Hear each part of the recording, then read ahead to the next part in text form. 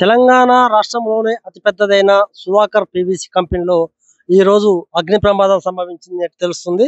ఇప్పుడే మనం ఫైర్ ఆఫీసర్లను కూడా తెలుసుకోవడం జరిగింది. ఫైర్ ఆఫీసర్లు అదే చెప్తున్నారు. ఏం చెప్తున్నారంటే సుధాకర్ పీవీసీకి మాత్రం ఫైర్ అనుమతులు లేవు. ఎందుకంటే ప్రపంచ స్థాయికి ఎదిగినటువంటి ఈ సుధాకర్ పీవీసీ కంపెనీకి ఫైర్ అనుమతులు లేవు అంటే దీన్ని మనం ఎలా చూడాలి? ఎందుకంటే ఇది ఒక సామ్రాజ్యం. పైపులో రారాజు ఎవరు అంటే సుధాకర్ పీవీసీ.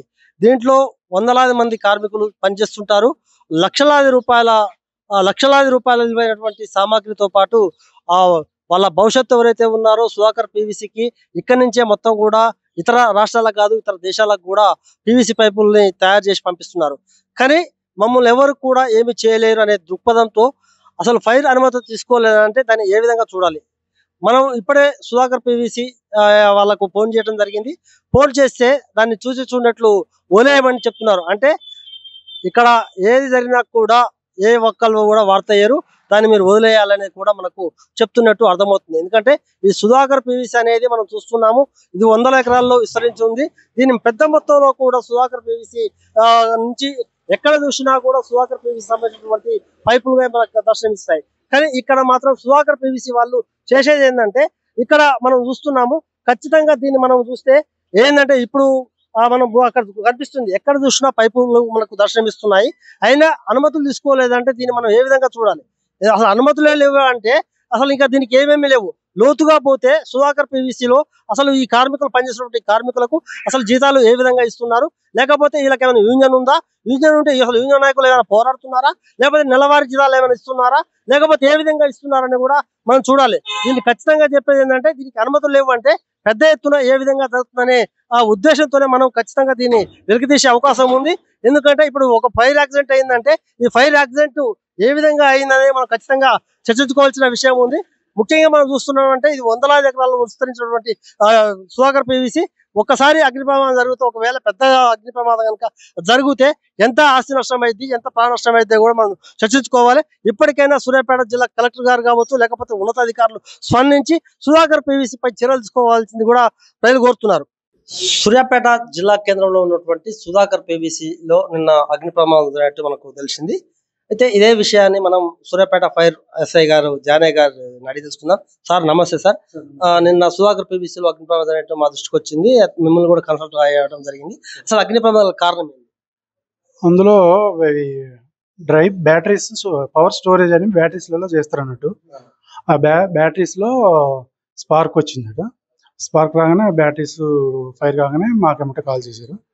కాల్ చేసిన తర్వాత మేమంటే టర్న్ అవుట్ అయ్యి వెళ్ళి దాన్ని ఆర్పడం జరిగింది.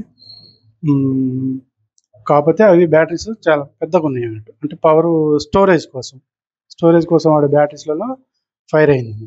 ఫైర్ అయి మేము వెళ్ళి ఫైర్ని కంట్రోల్ చేసి ఫైర్ని ఆర్పడం జరిగింది. ముఖ్యంగా చెప్పండి, ఈ సుధాకర్ పీవీసీ అనేది సుధాకర్ పైపులు రాష్ట్రం మొత్తం కూడా విస్తరించింది.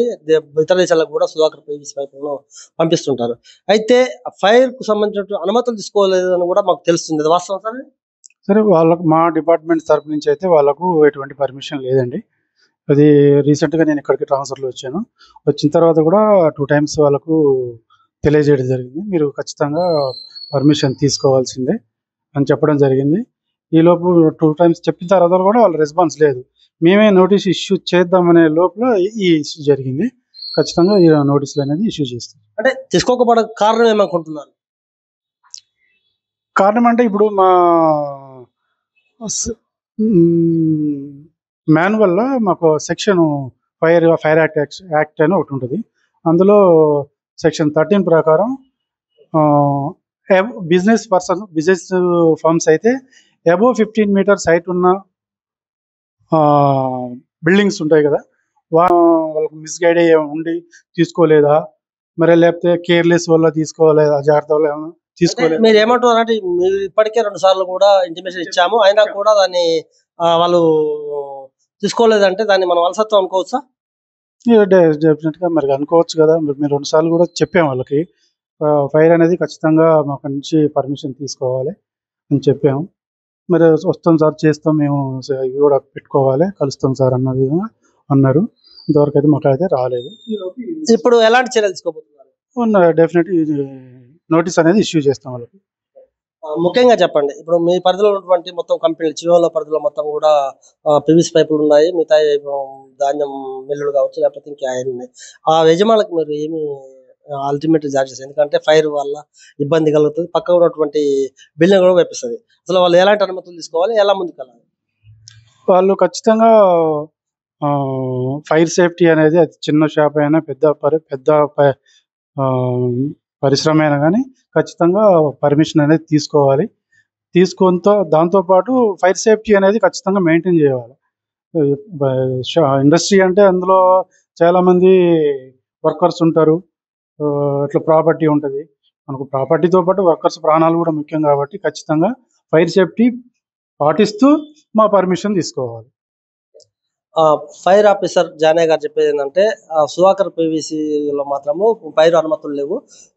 నేనొచ్చి కూడా కొద్ది రోజులవుతుంది. నేనొచ్చినాక కూడా 2 సార్లు చెప్పడం జరిగింది. అయినా కూడా వాళ్ళు అలసత్వం వహించడం జరిగింది అని చెప్తున్నారు. అంతేకాదు ఎందుకంటే సుధాకర్ పీవీసీ అనేది మామూలు సామ్రాజ్యం కాదు. అది లక్షలాది రూపాయలు కాదు, కోట్లాది రూపాయలు టర్నోవర్ చేస్తున్నటువంటి ఒక వ్యవస్థ. వ్యవస్థ అది. అయితే అక్కడ మొత్తం కూడా పీవీసీ పైపులతో పాటు మొత్తం ఏదైతే దానికి సంబంధించినటువంటి కెమికల్స్ ఉన్నాయో అంతా కూడా పెద్ద ఎత్తున అక్కడ నిల్వలు ఉంచుతారు.